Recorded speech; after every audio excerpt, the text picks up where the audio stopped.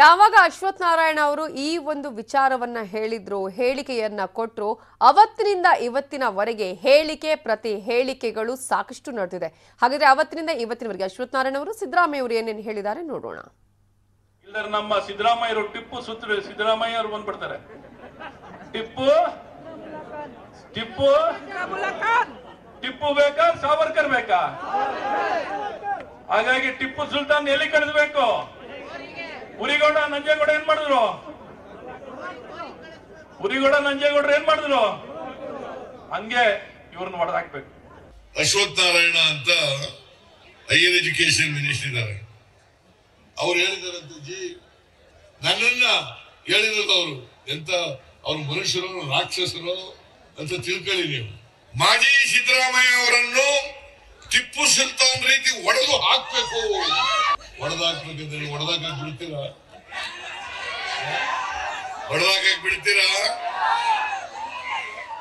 ಈ ರೀತಿ ವೈಯಕ್ತಿಕವಾಗಿ, ಯಾಕೆಂದ್ರೆ ನಾನು ವೈಯಕ್ತಿಕವಾಗಿ ಅವ್ರಿಗೇನು ನನಗೇನು ವ್ಯತ್ಯಾಸ ಇಲ್ಲ. ಅವ್ರಿಗೇನಾದ್ರು ಮನ್ಸಿಗೆ ನೋವಿದ್ರೆ ನನ್ನ ವಿಷಾದ ಇದು. ಇಲ್ಲಿ ಒಡೆಯೋದು ಬಡಿಯೋದು ಪ್ರಶ್ನೆ ಇಲ್ಲ. ಅವ್ರ ಮೇಲೆ ವೈಯಕ್ತಿಕವಾಗಿ ನಮ್ಗೆ ಯಾರ್ದು ಇಲ್ಲ. ಕಾಂಗ್ರೆಸ್ ಪಕ್ಷವನ್ನು ಸೋಲಿಸಬೇಕು ಅಂತ ಬಹಳ ಸ್ಪಷ್ಟವಾಗಿದೆ. ನಮ್ಮ ಸಂಸ್ಕೃತಿ ಅಲ್ಲ. ನಮ್ಮಲ್ಲಿ ಚುನಾವಣೆಯಲ್ಲಿ ನಮ್ಮ ಹಿಂದೂ ಕಾರ್ಯಕರ್ತರನ್ನ ಹತ್ಯೆ ಮಾಡಿ ಸಾಯಿಸಿದಂಥವ್ರು, ಹತ್ಯೆ ಮಾಡಿದಂಥವ್ರು ಕಾಂಗ್ರೆಸ್ ಪಕ್ಷ, JDS ಪಕ್ಷದವರು. ಸಿದ್ದರಾಮಯ್ಯ ಮುಗಿಸ್ರಿ ಅಂತಂದ್ರೆ ಏನರ್ಥ? What does it mean? Being A minister of the state government, ಪ್ರತಿಯೊಬ್ಬ ವ್ಯಕ್ತಿಗೆ ಅವರ ರಕ್ಷಣೆ ಮಾಡಬೇಕಾಗಿರೋದು, ಅವ್ರ ಜೀವ ಆಸ್ತಿ ರಕ್ಷಣೆ ಮಾಡಬೇಕಾಗಿರೋದು ಯಾರು? The government. Minister means government. ಪ್ರಧಾನಮಂತ್ರಿಗಳು ಹೇಳಿ ನೋಡೋಣ, ಇದು ಸರಿನಾ ತಪ್ಪಾ ಅಂತ. ಅಮಿತ್ ಶಾ ಹೇಳಿ ಇದು ಸರಿನಾ ತಪ್ಪಾ ಅಂತ. ಒಬ್ಬ ಮಿನಿಸ್ಟ್ರು ನೋ ಪ್ರಶ್ನೆ ಬೇರೆ ರೇ. ಅವನು has no business to continue for second as a minister. I request the governor to dismiss him from the cabinet.